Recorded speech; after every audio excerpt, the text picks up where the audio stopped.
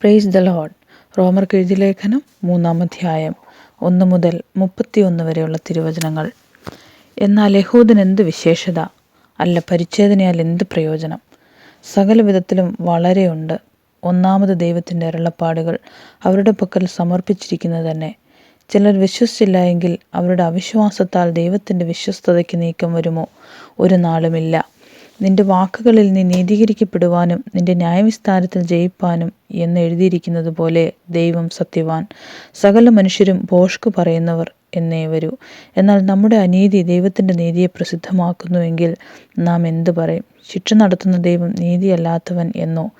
ഞാൻ മാനുഷ്യരീതിയിൽ പറയുന്നു, ഒരു നാളുമല്ല. അല്ലെങ്കിൽ ദൈവം ലോകത്തെ എങ്ങനെ വിധിക്കും? ദൈവത്തിൻ്റെ സത്യം എൻ്റെ ഭോഷ്കിനാൽ അവൻ്റെ മഹത്വത്തിനായി അധികം തെളിവായി. എങ്കിൽ എന്നെ പാപി എന്ന് വിധിക്കുന്നതെന്ത്? നല്ലത് വരേണ്ടതിന് തീയത് ചെയ്യുക എന്ന് പറയരുതോ? ഞങ്ങൾ അങ്ങനെ പറയുന്നു എന്ന് ചിലർ ഞങ്ങളെ ദുഷിച്ചു പറയുന്നുവല്ലോ. അവർക്ക് വരുന്ന ശിക്ഷാവിധി നീതിയുള്ളത് തന്നെ.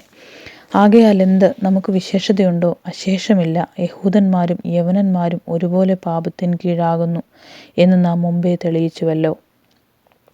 നീതിമാൻ ആരുമില്ല, ഒരുത്തൻ പോലുമില്ല. ഗ്രഹിക്കുന്നവനില്ല, ദൈവത്തെ അന്വേഷിക്കുന്നവനുമില്ല. എല്ലാവരും വഴിതെറ്റി ഒരുപോലെ കൊള്ളരുതാത്തവരായി തീരുന്നു. നന്മ ചെയ്യുന്നവനില്ല, ഒരുത്തൻ പോലുമില്ല. അവരുടെ തൊണ്ട തുറന്ന ശവക്കുഴി, നാവുകൊണ്ടവർ ചതിക്കുന്നു. സർപ്പവിഷം അവരുടെ അധരങ്ങൾക്ക് കീഴെ ഉണ്ട്. അവരുടെ വായിൽ ശാപവും കയ്പും നിറഞ്ഞിരിക്കുന്നു. അവരുടെ കാൽ രക്തം ചൊരിയുവാൻ ബദ്ധപ്പെടുന്നു.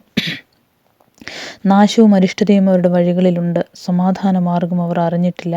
അവരുടെ ദൃഷ്ടിയിൽ ദൈവഭയമില്ല എന്നിങ്ങനെ എഴുതിയിരിക്കുന്നുവല്ലോ. ന്യായപ്രമാണം പറയുന്നതെല്ലാം ന്യായപ്രമാണത്തിന് കീഴുള്ളവരോട് പ്രസ്താവിക്കുമെന്ന് നാം അറിയുന്നു. അങ്ങനെ ഏതു വായും അടഞ്ഞു. സർവ്വലോകവും ദൈവസന്നിധിയിൽ ശിക്ഷായോഗ്യമായി തീരേണ്ടതത്രേ. അതുകൊണ്ട് ന്യായപ്രമാണത്തിൻ്റെ പ്രവൃത്തികളാൽ ഒരു ജഡവും അവൻ്റെ സന്നിധിയിൽ നീതീകരിക്കപ്പെടുകയില്ല. ന്യായപ്രമാണത്താൽ പാപത്തിൻ്റെ പരിജ്ഞാനമത്രേ വരുന്നത്. ഇപ്പോഴോ ദൈവത്തിൻ്റെ നീതി വിശ്വസിക്കുന്ന ഏവനും ക്രിസ്തുവിങ്കലെ വിശ്വാസത്താലുള്ള ദൈവനീതി തന്നെ. ന്യായപ്രമാണം കൂടാതെ വെളിപ്പെട്ടു വന്നിരിക്കുന്നു. അതിന് ന്യായപ്രമാണവും പ്രവാചകന്മാരും സാക്ഷ്യം പറയുന്നു. ഒരു വ്യത്യാസവുമില്ല. എല്ലാവരും പാപം ചെയ്ത് ദൈവതേജസ്സില്ലാത്തവരായി തീർന്നു.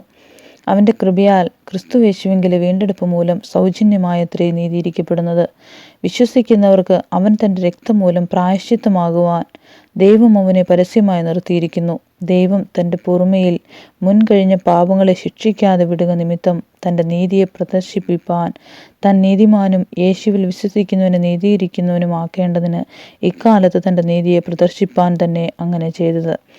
ആകയാൽ പ്രശംസ എവിടെ? അത് പോയി ഏത് മാർഗത്താൽ? കർമ്മമാർഗത്താലോ അല്ല, വിശ്വാസമാർഗത്താലത്രേ.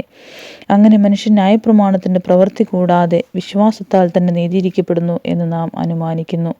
അല്ല, ദൈവം യഹൂദന്മാരുടെ ദൈവം മാത്രമോ? ജാതികളുടെയും ദൈവമല്ലയോ? അതെ, ജാതികളുടെയും ദൈവമാകുന്നു. ദൈവം ഏകനല്ലോ? അവൻ വിശ്വാസം മൂലം പരിച്ഛേദനക്കാരെയും വിശ്വാസത്താൽ അഗ്രചർമ്മികളെയും നീതീകരിക്കുന്നു. ആകയാൽ നാം വിശ്വാസത്താൽ ന്യായപ്രമാണത്തെ ദുർബലമാക്കുന്നുവോ? ഒരു നാളുമല്ല. ഞാൻ ന്യായപ്രമാണത്തെ ഉറപ്പിക്കത്രേ ചെയ്യുന്നു. ആമേൻ.